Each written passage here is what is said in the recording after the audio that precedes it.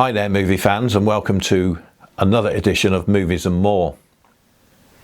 Here we have a new satire / comedy called Fackham Hall. No, what I actually said was Fackham Hall, not what you thought you heard. This is a typically British style movie. It's a parody of aristocratic life in Britain in the 30s. The lives of the Davenport family and their staff in a grand country manor in the English countryside. Here we have plenty of famous faces in this, such as Damien Lewis as Lord Davenport and his wife, Lady Davenport, played by Catherine Waterston. And they have two daughters, Thomasin Mackenzie as Rose and Poppy, played by Anna Laird. And there's a host of other stars such as Tom Felton, Anna Maxwell Martin, Tim McMullen, Ben Radcliffe, Sue Johnson, the list goes on. Set in the countryside of England, we find the Davenports, and they are announcing their daughter Poppy's marriage to her cousin. The story is essentially about a charmer who's actually a London pickpocket, and he goes to Fackham Hall to deliver a letter to the Davenports, and only to blag his way into a job while he's there as hall boy at the manor. And there he falls in love with the youngest Davenport daughter. It sounds and looks a bit like a Downton Abbey tale, but oh no, absolutely not. As the title hints, this is a comedic parody of such a setting with scandal, chaos and a murder mystery entwined. Now this is not for everybody. It can be a bit juvenile, childish and extremely silly, which is a bit like old films such as Top Secret, Naked Gun and Airplane. But if you like them, you will like this. It did have us laughing out loud, and I think that tells you more about me than the movie. I do like this silly stuff. There's a lot of gags here, and you have to watch carefully as you may miss a few.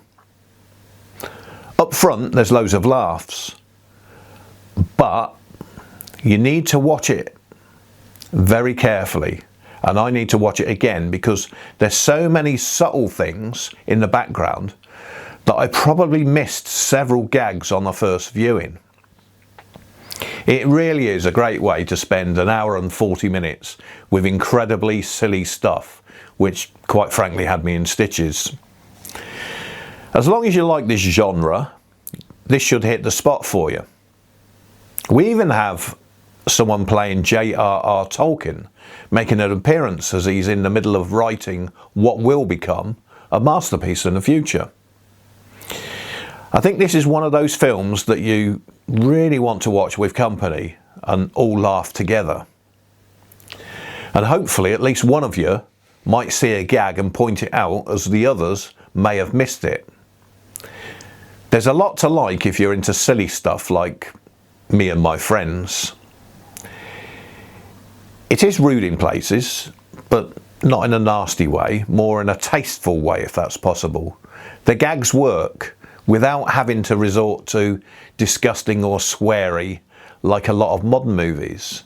And that's down to the good writing and not lazy cheap scripts. Now I must admit we did watch this as a second movie after we'd had a few glasses of wine, but it's funny with or without a drink. And after watching a more serious film first, the booze put us in a chilled, laid back state ready to be amused, and boy, this hit the spot. I'm still laughing now as I think about some of the stupid scenes in this movie. It just keeps on giving. It's not often that in these modern times that someone has a go at this style of film, and usually when they do, it's a massive disappointment. In this case, I feel they got it just right. The actors do a really good job playing these silly roles with bits of slapstick mixed in. The locations, they look right, and I feel it's written well enough to be funny without having to resort to a sweary naked fest that we often get for very cheap laughs.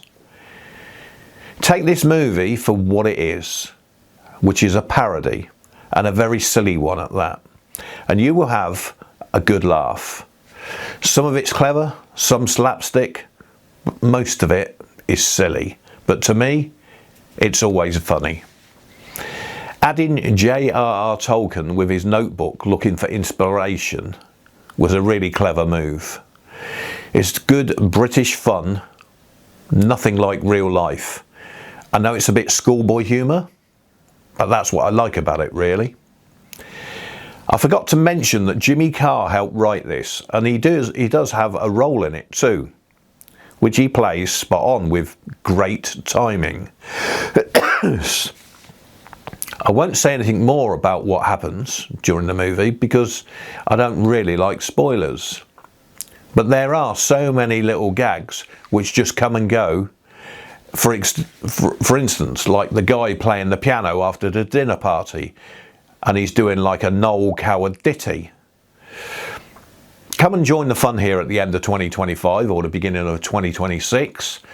This is something to cheer us all up. In case you didn't realise from my review, I loved it. It's the end of the year and this is a sort of film we need right now. After this long year, I personally need a reboot. I need to sit back with a glass of my preferred beverage and prepare to laugh out loud and be entertained. My rating must be taken in context. I am rating this against similar movies of the same genre. And with that, it gets a solid 8 out of 10. For this genre, it's right up there. You may or may not agree. Please feel free to comment if you wish. I urge you to give it a viewing, and if you want something silly to watch, then here it is. Just sit back and enjoy. Thank you very much for watching this review. Please like and subscribe if you can. We will have more reviews coming soon, and I'd like to wish everybody a great new year.